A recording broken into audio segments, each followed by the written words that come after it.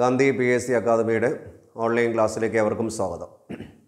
നമ്മൾ +2 പ്രിലിംസിൻ്റെ ഭാഗമായി നമ്മൾ എടുക്കാൻ പോകുന്നൊരു ടോപ്പിക്കാണ് ഈ ഗവർണർ ജനറൽ എന്ന ടോപ്പിക്കാണ് ഞാൻ എടുക്കാൻ പോകുന്നത്. ഫസ്റ്റ് നമ്മളൊരു ഡേയിൽ നമ്മൾ ഈ വാറൻ ഹേസ്റ്റിങ്സ് എടുത്തിട്ടുണ്ട്. അപ്പോൾ നമുക്ക് അടുത്ത ഗവർണറിലായ കോൺവാലിസിലേക്ക് നമുക്ക് എങ്ങനെയാണ് നോക്കാം. നമുക്ക് ആദ്യം ഞാനത് ഈ കോൺവാലിസിൻ്റെ ഫുൾ ഡീറ്റെയിൽസ് ഞാനൊന്ന് എടുത്ത് നോക്കാം. നമുക്ക് അത് കഴിഞ്ഞ ശേഷം അടുത്തതിൻ്റെ കണ്ടിന്യൂഷൻ ഞാൻ വേറെ ടോപ്പിക്ക് ഇടുന്നുണ്ട്. അപ്പോൾ നമുക്ക് ഈ പ്രിലിംസ് ഈ ഇലക്ഷനൊക്കെ ആയതുകൊണ്ടാണ് ഞാൻ കുറച്ച് ക്ലാസ് ആയിട്ട് നമ്മൾ ഡിലേ ആയിട്ട് വെച്ചത്.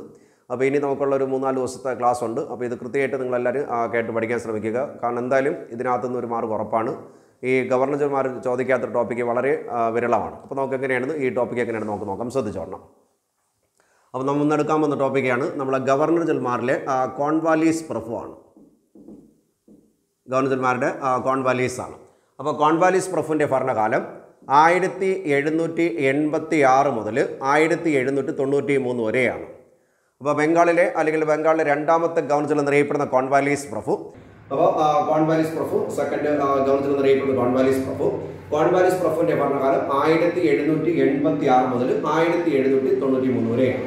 ഇനി ബംഗാളിലെ രണ്ടാമത്തെ ഗവർണർ ജനറൽ എന്നറിയപ്പെടുന്ന വ്യക്തിയാണ്. ബംഗാളിലെ രണ്ടാമത്തെ ഗവർണർ ജനറൽ എന്നറിയപ്പെടുന്നത് കോൺവാലീസ് പ്രഭുവാണ്. അപ്പോൾ ബംഗാളിലെ രണ്ടാമത്തെ ഗവർണർ ജനറൽ എന്നറിയപ്പെടുന്ന കോൺവാലീസ് പ്രഭു. അപ്പോൾ കോൺവാലീസ് പ്രഭുവിന്റെ ഭരണകാലം 1786 മുതൽ 1793 വരെ. ബംഗാളിലെ രണ്ടാമത്തെ ഗവർണർ ജനറൽ എന്നറിയപ്പെടുന്ന ആരാണ്? അത് കോൺവാലീസ് പ്രഭുവാണ്. ഇന്ത്യൻ സിവിൽ സർവീസിന് നമ്മുടെ സ്ഥിരം ചോദിക്കുകയാണ്, ഇന്ത്യൻ സിവിൽ സർവീസിന് തുടക്കം കുറിച്ച ഗവർണർ ജനറലാണ്. ഇന്ത്യൻ സിവിൽ സർവീസിന് തുടക്കം കുറിച്ച ഗവർണർ ജനറൽ എന്നറിയപ്പെടുന്നത് നമ്മുടെ കോൺവാലീസ് പ്രഭുവാണ്. അപ്പോൾ കോൺവാലീസ് പ്രഭുവിന്റെ ഭരണകാലം 1786 1793. ബംഗാളിലെ രണ്ടാമത്തെ ഗവർണർ ജനറൽ ഇന്ത്യൻ സിവിൽ സർവീസിന് തുടക്കം കുറിച്ചത് ആരാണ്? അത് കോൺവാലീസ് പ്രഭു. ഇന്ത്യൻ സിവിൽ സർവീസിന്റെ പിതാവ്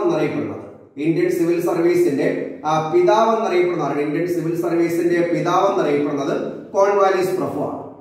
അപ്പോൾ കോൺവാലീസിന്റെ ഭരണകാലം 1786 1793.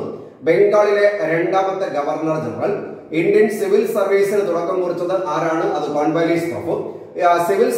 ഇന്ത്യൻ സിവിൽ സർവീസിന്റെ പിതാവ് എന്നറിയപ്പെടുന്ന ആരാണ്? അത് കോൺവാലീസ് പ്രഭുവാണ്. ആധുനിക ഇന്ത്യൻ പോലീസ് സംവിധാനത്തിന് തുടക്കം കുറിച്ചത് കോൺവാലീസ് പ്രഭുവാണ്. ആധുനിക ഇന്ത്യൻ പോലീസ് സംവിധാനത്തിന് തുടക്കം കുറിച്ചത് ആരാണ്? അത് കോൺവാലീസ് പ്രഭുവാണ്. അപ്പൊ കോൺവാലീസിന്റെ ഭരണകാലം 1786 1793. ബംഗാളിലെ രണ്ടാമത്തെ ഗവർണർ ജനറൽ ഇന്ത്യൻ സിവിൽ സർവീസിന് തുടക്കം കുറിച്ച ആരാണ്? കോൺവാലീസ് പ്രഭു.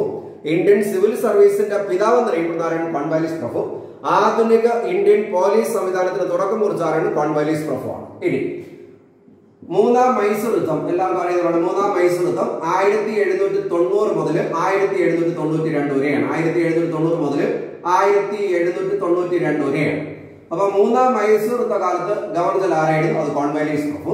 മൂന്നാം മൈസൂർ യുദ്ധം അവസാനിപ്പിച്ച ഉടമ്പടി 1792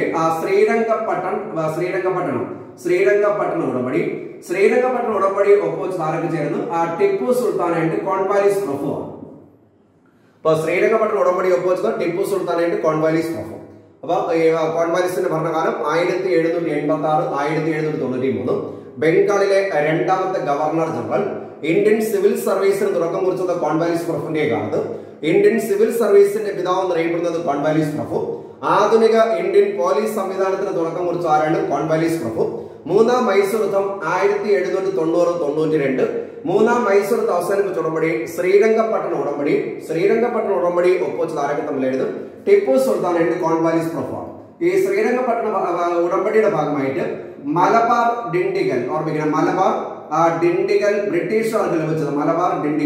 ബ്രിട്ടീഷുകാർക്ക് ലഭിച്ചത് ഏത് ഉടമ്പടി പ്രകാരമാണ്? അത് ശ്രീരംഗപട്ടണ ഉടമ്പടി പ്രകാരമാണ്.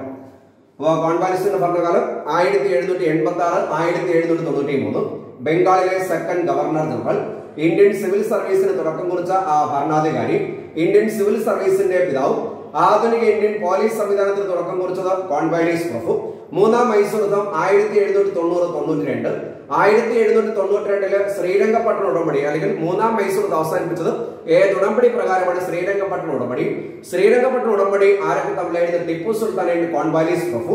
മലബാർ ഡിണ്ടിഗൽ ബ്രിട്ടീഷുകാർക്ക് ലഭിച്ചത് ഏത് ഉടമ്പടി പ്രകാരമാണ്? ശ്രീരംഗപട്ടണ ഉടമ്പടി പ്രകാരമാണ്. അപ്പോൾ മലബാറും ഡിണ്ടിഗൽ ബ്രിട്ടീഷുകാർക്ക് ലഭിച്ചത് ഏത് ഉടമ്പടി പ്രകാരം? ശ്രീരംഗപട്ടണ ഉടമ്പടി പ്രകാരം. ഇനി ബംഗാളിലെ ഗവർണർ ജനറലായ രാജകുടുംബത്തിൽപ്പെട്ട ആദ്യ വ്യക്തിയാണ്. ബംഗാളിലെ ഗവർണർ ജനറലായ രാജകുടുംബത്തിൽപ്പെട്ട ആദ്യ വ്യക്തിയാണ്. അത് കോൺവാലിസ് പ്രഭുവാണ്. അപ്പൊ കോൺവാലിസിന്റെ ഭരണകാലം ഇപ്പോൾ ഞാൻ ഈ പഠിപ്പിക്കുന്നതിന്റെ കൂടെ തന്നെ പഠിച്ചു പോകാൻ ശ്രമിക്കുക. അപ്പൊ കോൺവാലിസിന്റെ ഭരണകാലം 1786-93. ബംഗാളിലെ രണ്ടാമത്തെ ഗവർണർ ജനറൽ. ഇന്ത്യൻ സിവിൽ സർവീസിന് തുടക്കം കുറിച്ചത് ആരാണ്? കോൺവാലിസ് പ്രഭു. ഇന്ത്യൻ സിവിൽ സർവീസിന്റെ പിതാവ് എന്നറിയപ്പെടുന്ന ആരാണ്? കോൺവാലിസ് പ്രഭു. ആധുനിക ഇന്ത്യൻ പോലീസിന്റെ സംവിധാനത്തിന് തുടക്കം കുറിച്ച ആരാണ്? കോൺവാലിസ് പ്രഭു. മൂന്നാം മൈസൂർ കാലഘട്ടം 1790-92. മൂന്നാം മൈസൂർ അവസാനിപ്പിച്ചത് ഏത് ഉടമ്പടി? 1792 ശ്രീരംഗപട്ടണ ഉടമ്പടി. ശ്രീരംഗപട്ടണ ഉടമ്പടി ഒപ്പുവെച്ചത് ടിപ്പു സുൽത്താൻ ആൻഡ് കോൺവാലിസ് പ്രഭു. മലബാർ ഡിണ്ടിഗൽ ബ്രിട്ടീഷുകാർക്ക് ലഭിച്ചത് ഏത് ഉടമ്പടി പ്രകാരമാണ്? അത് ശ്രീരംഗപട്ടണ ഉടമ്പടി പ്രകാരം.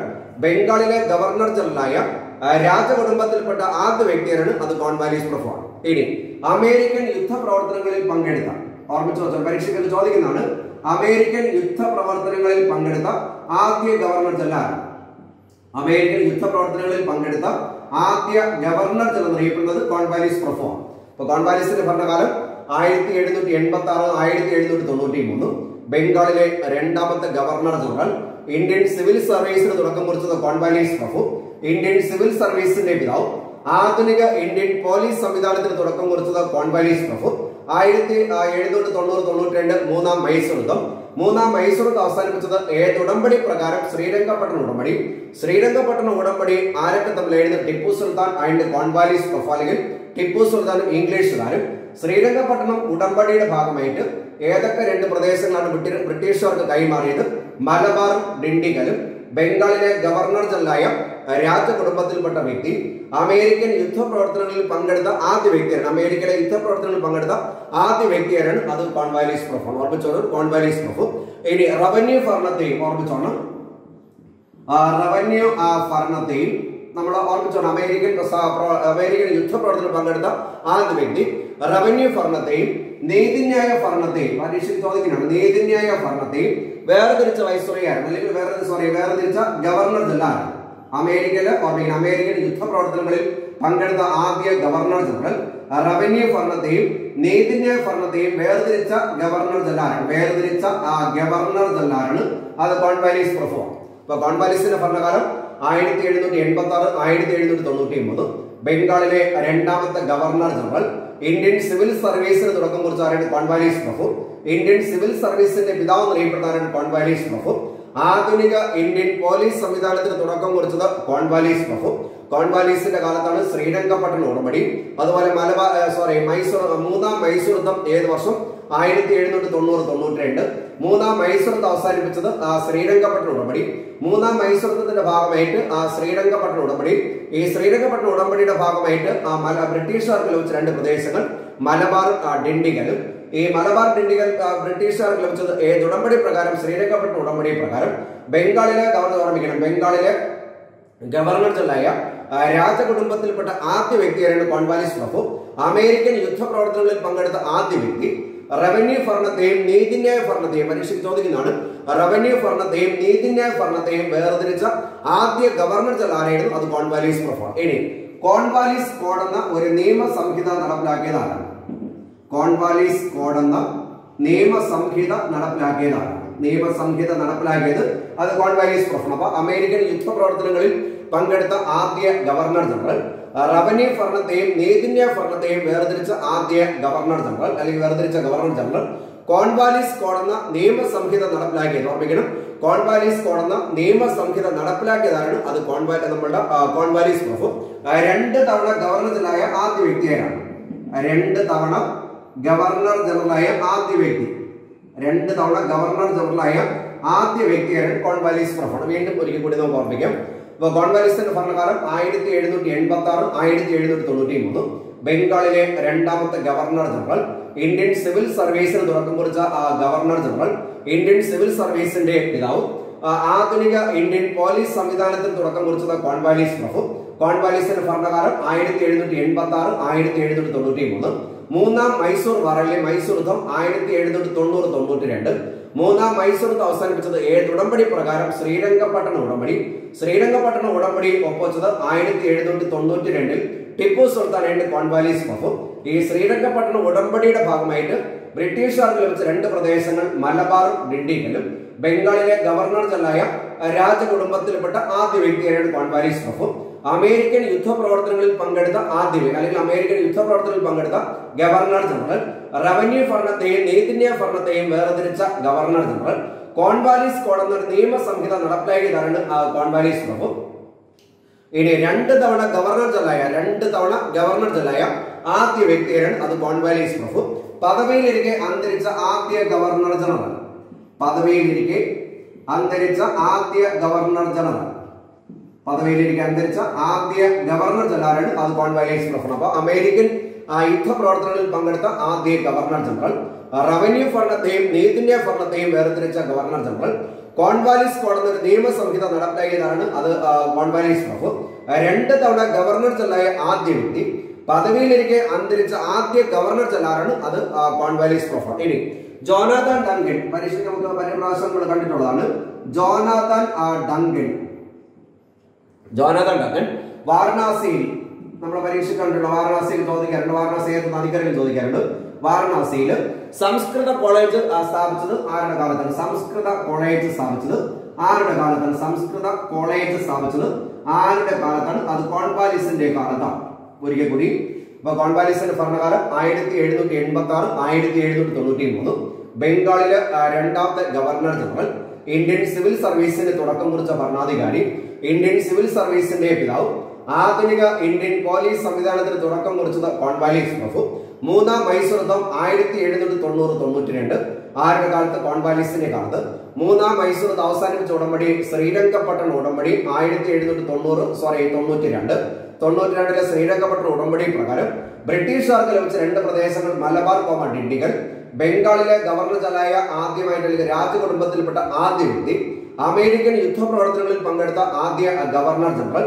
റവന്യൂ ഭരണത്തെയും നീതിന്യായ ഭരണത്തെയും വേർതിരിച്ച ഗവർണർ ജനറൽ. കോൺവാലിസ് കോഡ് എന്നൊരു നിയമസംഹിത നടപ്പിലാക്കിയതാണ് അത് കോൺവാലിസ് പ്രഭു. രണ്ട് തവണ ഗവർണർ ജനറലായ ആദ്യ വ്യക്തി. പദവിയിലിരിക്കെ അന്തരിച്ച ആദ്യ ഗവർണർ ജനറൽ. ജോനാഥൻ ഡങ്കൻ വാരണാസിയിൽ സംസ്കൃത കോളേജ് സ്ഥാപിച്ചത് ആരുടെ കാലത്താണ്? അത് നമ്മളുടെ കോൺവാലിസിന്റെ കാലത്ത്. ഇനി നമ്മളുടെ കോൺവാലിസ് പ്രഭു അന്തരിച്ചത് എവിടെ വെച്ചാണ്? ഗാസിയപൂർ എന്ന സ്ഥലത്തിന്, ഗാസിയപൂർ വെച്ച്. കോൺവാലിസിന്റെ അന്ത്യവിശ്രമം കൊള്ളുന്നത് ഏത് നദിക്കരയിലാണ്? ഗംഗാ നദിക്കരയിലാണ്. ഇനി പരീക്ഷയ്ക്ക് സ്ഥിരം ചോദിക്കുന്ന ഒരു ചോദ്യമാണ്, ശാശ്വത ഭൂനികുതി വ്യവസ്ഥ ഏർപ്പെടുത്തിയതാണ്. ശാശ്വതമായിട്ട് ഭൂനികുതി വ്യവസ്ഥ ഏർപ്പെടുത്തിയതാണ് അത് കോൺവാലിസ് പ്രഭു ആണ്. സ്ഥിരമായി ചോദിക്കുന്ന ഒരു ചോദ്യമാണ്. ഇന്ത്യൻ സിവിൽ സർവീസിന്റെ പിതാവ്. ആധുനിക ഇന്ത്യൻ പോലീസ് സംവിധാനത്തിന് തുടക്കം കുറിച്ചു. ഈ നമ്മുടെ ശ്രീരംഗപട്ടണ ഉടമ്പടി ആരൊക്കെ തമ്മിലാണ് ഒപ്പുവെച്ചത്? ശാശ്വത ഭൂനികുതി വ്യവസ്ഥ ആരുടെ കാലത്തായിരുന്നു? അത് കോൺവാലിസിന്റെ കാലത്ത്. ഒരു രണ്ട് പ്രാവശ്യം നമുക്ക് പറഞ്ഞു നോക്കാം. അതിനുശേഷം നമുക്ക് അടുത്ത കൗൺസിലേക്ക് കിടക്കാം. ശ്രദ്ധിച്ചു. അപ്പൊ കോൺവാലിസിന്റെ ഭരണകാലം 1786-93. ബംഗാളിലെ രണ്ടാമത്തെ ഗവർണർ ജനറൽ. ഇന്ത്യൻ സിവിൽ സർവീസിന് തുടക്കം കുറിച്ചത് കോൺവാലിസിന്റെ കാലത്ത്. ഇന്ത്യൻ സിവിൽ സർവീസിന്റെ പിതാവ്. ആധുനിക ഇന്ത്യൻ പോലീസ് സംവിധാനത്തിന് തുടക്കം കുറിച്ചത് കോൺവാലിസിന്റെ കാലത്ത്. മൂന്നാം മൈസൂർ വാറിന്റെ കാലഘട്ടം 1790-92. മൂന്നാം മൈസൂർ അവസാനിപ്പിച്ചത് ശ്രീരംഗപട്ടണ ഉടമ്പടി 1792. ഈ ശ്രീരംഗപട്ടണ ഉടമ്പടി പ്രകാരം ബ്രിട്ടീഷുകാർക്ക് ലഭിച്ച രണ്ട് പ്രദേശങ്ങൾ മലബാർ, ഡിണ്ടിഗൽ. ബംഗാളിലെ ഗവർണർ ജനറലായ രാജകുടുംബത്തിൽപ്പെട്ട ആദ്യ വ്യക്തി. അമേരിക്കൻ യുദ്ധപ്രവർത്തനങ്ങളിൽ പങ്കെടുത്ത ആദ്യ ഗവർണർ ജനറൽ. റവന്യൂ ഭരണത്തെയും നീതിന്യായ ഭരണത്തെയും വേർതിരിച്ച ഗവർണർ ജനറൽ. കോൺവാലിസ് കോഡ് എന്ന നിയമസംഹിത നടപ്പിലാക്കിയതാണ് അത് കോൺവാലിസ് പ്രഭു. രണ്ട് തവണ ഗവർണർ ജനറലായ ആദ്യ വ്യക്തി. പദവിയിലിരിക്കെ അന്തരിച്ച ആദ്യ ഗവർണർ ജനറൽ. ജോനാഥൻ ഡങ്കൻ വാരണാസിയിൽ സംസ്കൃത കോളേജ് സ്ഥാപിച്ചത് ആരുടെ കാലത്ത്? അത് കോൺവാലിസിന്റെ കാലത്ത്. കോൺവാലിസ് അന്തരിച്ച ഗാസിയപൂരിൽ വെച്ച്. കോൺവാലിസിന്റെ അന്ത്യവിശ്രമം കൊള്ളുന്നത് ഏത് നദിക്കരയിലാണ്? അത് ഗംഗാ നദിക്കരയിൽ. ശാശ്വത ഭൂനികുതി വ്യവസ്ഥ ഏർപ്പെടുത്തിയതായാണ് കോൺവാലിസ് പ്രഭു. ഒരിക്കൽ കൂടി, കോൺവാലിസിന്റെ ഭരണകാലം 1786-1793. ബംഗാളിലെ രണ്ടാമത്തെ ഗവർണർ ജനറൽ. ഇന്ത്യൻ സിവിൽ സർവീസിന് തുടക്കം കുറിച്ച ഭരണാധികാരി. സിവിൽ സർവീസിന്റെ പിതാവ്. ആധുനിക ഇന്ത്യൻ പോലീസ് സംവിധാനത്തിന് തുടക്കം കുറിച്ചു. മൂന്നാം മൈസൂർ 1790-92, മൂന്നാം മൈസൂർ അവസാനിപ്പിച്ചത് 1792 ശ്രീരംഗപട്ടണ ഉടമ്പടി പ്രകാരം. ശ്രീരംഗപട്ടണ ഉടമ്പടി ആരുടെ തമ്മിലായിരുന്നു? ടിപ്പു സുൽത്താൻ ആൻഡ് കോൺവാലിസ് പ്രഭു. മലബാർ ഡിണ്ടിഗൽ ബ്രിട്ടീഷുകാർക്ക് ലഭിച്ചത് ഏത് ഉടമ്പടി പ്രകാരം? ശ്രീരംഗപട്ടണ ഉടമ്പടി പ്രകാരം. ബംഗാളിലെ ഗവർണർ ജനറലായ രാജകുടുംബത്തിൽപ്പെട്ട ആദ്യ വ്യക്തി, അമേരിക്കൻ യുദ്ധ പ്രവർത്തനത്തിൽ പങ്കെടുത്ത ആദ്യ ഗവർണർ ജനറൽ, റവന്യൂ ഭരണത്തെയും നെയ്ത്തിന്റെ ഭരണത്തെയും വേർതിരിച്ച ഗവർണർ ജനറൽ, കോൺവാലിസ് കോഡ് എന്നൊരു നിയമസംഹിത നടപ്പിലാക്കിയ ഗവർണർ ജനറൽ, 2 തവണ ഗവർണർ ജനറലായ ആദ്യ വ്യക്തി, പദവിയിലിരിക്കാൻ അന്തരിച്ച ആദ്യ ഗവർണർ ജനറൽ, ജോനാഥൻ ഡങ്കൻ വാരണാസിയിൽ സംസ്കൃത കോളേജ് സ്ഥാപിച്ചത് ആരുടെ കാലത്താണ്? കോൺവാലിസിന്റെ കാലത്ത്. അന്തരിച്ചത് ഇവിടെ വെച്ച് ഗാസിയെപ്പൂരിൽ വെച്ച്. അന്ത്യവിശ്രമം കൊള്ളുന്നത് ഏത് നദിക്കരയിലാണ്? ഗംഗാ നദി. ശാശ്വത ഭൂനികുതി ദിവസം ഏർപ്പെടുത്തതായാണ് കോൺവാലിസ് പ്രഭു. അപ്പൊ ഇത് കൃത്യമായിട്ട് നിങ്ങൾ കാണുക.